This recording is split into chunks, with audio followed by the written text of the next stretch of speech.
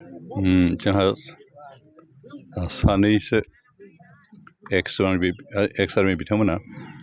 ज' जानानै नैबेहाय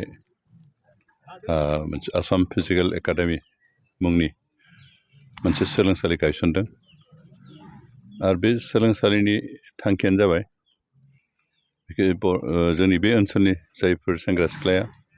पुलिस बा army CRP BSF SSB CISF बेफोराव साख्रि मावनो गोसो जायो बिथांमोनखौ जास्ट प्रिलिमिनारि ट्रेनिं होनाय कारण जों एसेबो ट्रेनिं होआलासिनो डाइरेक्ट बिथांमोननि इन्टारभिउ फेस जायोब्ला गोबाङानो पास जानो हाया खारनाय बारनाय बेफोराव जों गावनि फिजिकेल फिटनेसखौ देखायहैनो हाया बेनिखायनो गोबाङानो सेलेक्ट जाया बेनिखायनो जों जाहाथे अन्तत गावखौनो फिजिकेलि फिटनेसखौ प्रिपेयार खालामना लाखिनो हायो बेनि थाखायनो बेबायदि माबाफोरनो जायफ्रा पुलिसफ्राव बा फर्सआव जइन खालामनो गोसो जानाय सेंग्रा सिख्ला बिथांमोनखौ बेवहाय अन्त 1 मान्थ फिजिकेल ट्रेनिं होनाय जायो कचिं हिसाबै आरो बेनि गेजेरजों अन्तत जोंनि सेंग्रा सिख्ला गावखौनो इन्टारभिउनि थाखाय फिट खालामनायनि मोनसे सुबिदा लानो हायो आरो बेबायदि इनस्टिटिउसन गायसननायनि गेजेरजों मोनसे बेच इटिमेटि बिथांमोना दिहुनना हरबाय आरो लास्ट जिथु बेच थांदों बिथांमोननि प्राय 70आनो फिजिकेल फिटनेसआव सेलेक्ट जाबाय होनना बुंदों जा रिटेन टेस्ट होनो थाखाय रेडि जाना दं आरो बे जोंनि थाखाय जोबोद गोजोनथाव बाथ्रा खारन आथिखालाव सिभिलियन माबाफ्राव साख्रि मोननो जोबोद गोब्राबसै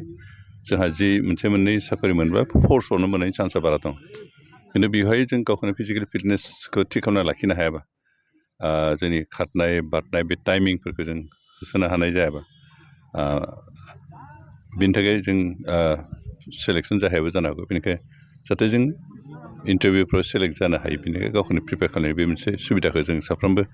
बर' सेंग्रा सिख्ला बर'जों लोगोसे बे ओनसोलाव रायजो जानाय गासैबो सेंग्रा सिख्लाफ्रा जाहाथे बाहागो लायो बेखौनो खावलायदों इनस्टिटिउसना जोबोद गोदान बेवहाय जितु इनफ्रास्ट्राक्चार नांगौ बेखिनिया गैया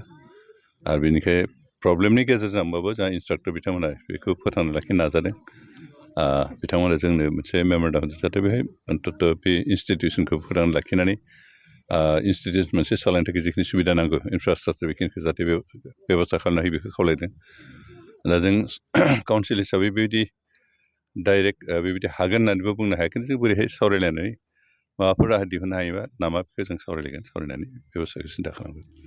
जों लुगैयो जे जोंनि ओनसोलनि BTC ओनसोलनि सेंग्रा सिख्लाफ्रा जाहाथे आर्मियावनो जा पुलिसावनो जा पारामिलिटारि फर्सेसआवनो दं गासैबो जाहाथे साख्रि मोनो आरो बेजों लोगोसे गावनि न'खर गावनि जिउखौ खांनायजों लोगोसे ओनसोलनि जौगाखांनायाव जाहाथे बिथांमोनहा बाहागो लानो हायो बेखिनि जों सानफ्रोमबो सरकार हिसाबै सरकारनि दैदेनगिरि हिसाबै लुगैयो हास्थायो खारन न'खराव सासे साख्रि मोननाय माने बिथांनि गेजेरजों न'खरनि रांखान्थिया गोख्रों जानाय आरो बिदि अन्तत गामि मोनसे जों 7-8 गाहाम जुदि बिदि रिक्रुटमेन्टआव सेलेक्टेड खालामनो हानाय जायो अब्ला हले जोंनि ओनसोलनि रांखान्थि हालोदा जोबोद मोजां जागोन बेनिखायनो बे बेब'स्थाखौ जों फोथांना लाखिनो गोनांथि दं आरो बेखौ जों मारै हायो काउन्सिलनिफ्राय सिन्था खालामनायनि थाखाय जों सावरायगोन आसा खालामदों माबा मोनसे राहा जों दिहुननो हागोन दिनै जायफोर सोलोंदों बेवहाय गोदानै नेक्स्ट बेटस माबा होनो थाखाय बिथांमोना जाहाथे साक्सेस जायो गोसो गोथारै सोलोङो बेखौनो आसा खालामो फार्स्ट अफ अल आं गोजोन मोनाबिलि जासिहरग्रोबाय दिनै जोंनाव डेपुटि चिफ मानगोनां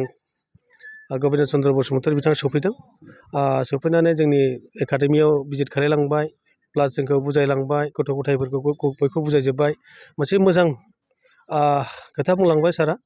गथ' गथायफोरखौ मोनसे मोजां मोनसे मा रोखोमबा डेभेलप जालांगोन नोंसोर जेखौ बानायदों बिराद मोजां मोनसे इनिसियेटिभ लादों फिउचाराव मोनसे मोजां खामानि मावबाय फिउचाराव गथ'फ्रा मोजां जागोन होननानै बिथाङा मोनसे मोजां बुंलांबाय लोगोसे जोङो माखासे मेम'रेन्डाम होदों जोंनि आसाम फिजिकेल एकाडेमिनिफ्राय जोंनि आसाम फिजिकेल एकाडेमिया दा निउलि फर्मेट जानाय गोदान बानायनाय दा जोंनाव माखासे जिनिसा गथ' गथायफ्रा एसे बिल' पभार्टि लाइननि गोरिब न'खरनि बिथांमोना माखासे फाइनान्सियेलखौ मोजाङै सापर्ट खालायनो हाया दिनै फाइनान्सियेल सापर्ट खालायनो फैनो हाया जोंनि आसाम फिजिकेल एकाडेमि नुजाथि फैनो हाया दा बिनि थाखायनो जोङो जोंनि गभर्नमेन्टनिफ्राय माबा मोनसे अनसुंथाइ मोनगोन नामा होननानै जोङो सारमोननिसिम मोनसे मेम'रेन्डाम होनाय जादों डेफिनेटलि बिथांमोना माबा मोनसे खालायना होगोन होनना जों आसा खालामो दा बिथांमोना जुदि जोंनि मेम'रेन्डामखौ गनायथि होयोब्ला इन फिउचाराव गथ' गथायफ्रा बहुद हेल्प मोनगोन माने साफ्रोमबो गथ' गथायफोर ओरैबायदि गोदाव सोराव जाना थानाय मोनसे थानायफ्रा फैनानै जोंनि एटेमा नुजाफैजोबोब्ला मोनसे जों मोजां सोलोंथाइ होनानै बिथांखौ मोनसे फिउचार दाना होनो हानाय मोनसे केपासिटि जोंनाव फैगोन। स्कुलबो मोजां जों स्कुलनि थाखाय मोनसे मोजां स्कुल नांगौ, जोंनो क्लासरुम नांगौ, मोनसे गासिबो नांजोबो आरो मोनसे एकाडेमि सालायनो थाखाय मा मा इकुइपमेन्ट्सफोर नांगौ बे जोंनो नांजोबगौ। दा बिनि थाखाय जों मेम'रेन्डाम होदों। दा बिथांमोना निस्सय माबा मोनसे खालायगोन होननानै मोनसे जोंखौ खोथा होलांबाय। बिथाङा रायज्लायनायाव माबा मोनसे खोथा होलांदों नामा? दा एटलिस्ट बिथाङा जोंखौ जेबो बिदि होनथ'वाखै, दा सावरायगोन सारमोना होननानै बुंदों। दा सावरायनो माबा मोनसे रिजाल्ट बरनथारगोन होननानै बिथांमोना जोंखौ खोथा होलांबाय। जोंबो आसा खालामो सारमोना जाहाथे माबा मोनसे